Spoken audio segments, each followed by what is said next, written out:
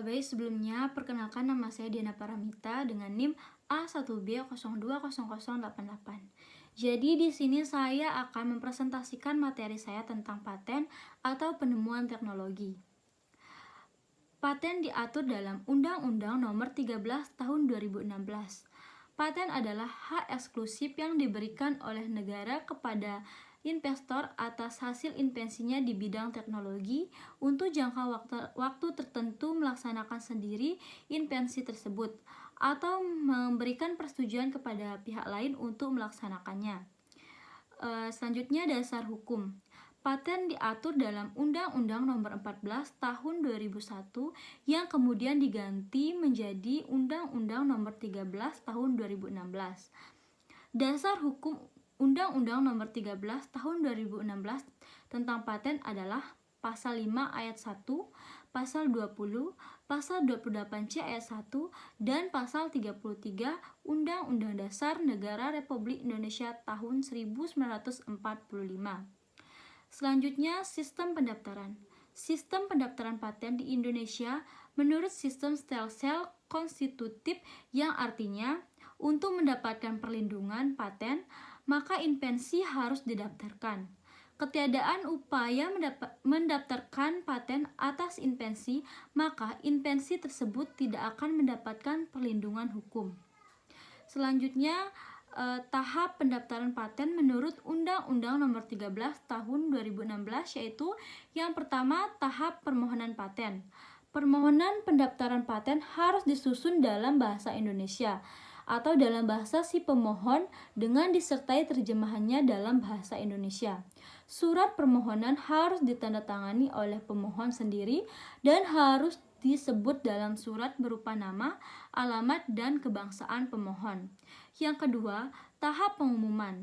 Pengumuman dilakukan dengan menempatkan dalam berita resmi paten yang diterbitkan secara berkala oleh Direktorat Jenderal dan atau menempatkannya pada sarana khusus yang disediakan oleh Direktorat Jenderal yang dengan mudah serta jelas dapat dilihat oleh masyarakat. Selanjutnya, yang ketiga, tahap pemeriksaan substantif. Dilaksanakan oleh pemeriksa yang merupakan tenaga ahli yang sudah disiapkan oleh kantor Dirjen KI. Persetujuan atau penolakan permohonan menteri memberikan untuk menyetujui atau menolak permohonan paling lama yaitu selama 30 bulan terhitung sejak tanggal diterimanya surat pemeriksaan substantif. Apabila pemohon memberikan substantif diajukan setelah berakhirnya waktu pengumuman. Yang keempat, keputusan persetujuan atau penolakan paten. Apabila terjadi keputusan penolakan paten, maka pemohon dapat mengajukan permohonan banding keberatan kepada Komisi Bidang Paten. Yang kelima, pemberian sertifikat paten. Sertifikat paten merupakan bukti hak atas paten yang didapat oleh pendaftaran paten. Hak atas paten merupakan benda bergerak tidak berwujud. Selain itu, perlindungan paten dibuktikan dengan dikeluarkannya sertifikat yang berlaku sejak tanggal penerimaan. Selanjutnya di sini ada sistem perlindungan. Perlindungan paten diberikan negara berdasarkan permohonan. Permohonan pendaftaran paten tersebut diajukan oleh investor atau calon pemegang paten berupa permohonan pendaftaran ke kantor paten. Perlindungan paten diberikan untuk satu invensi. Permohonan paten terhadap invensi tersebut dapat berupa perlindungan terhadap prosesnya maupun produk yang dipatenkan.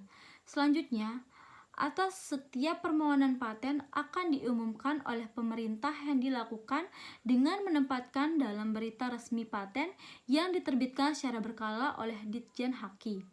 Selanjutnya, yang terakhir, jangka waktu perlindungan.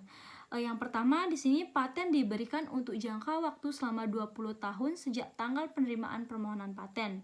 Yang kedua, paten sederhana diberikan untuk jangka waktu 10 tahun sejak tanggal penerimaan permohonan paten sederhana.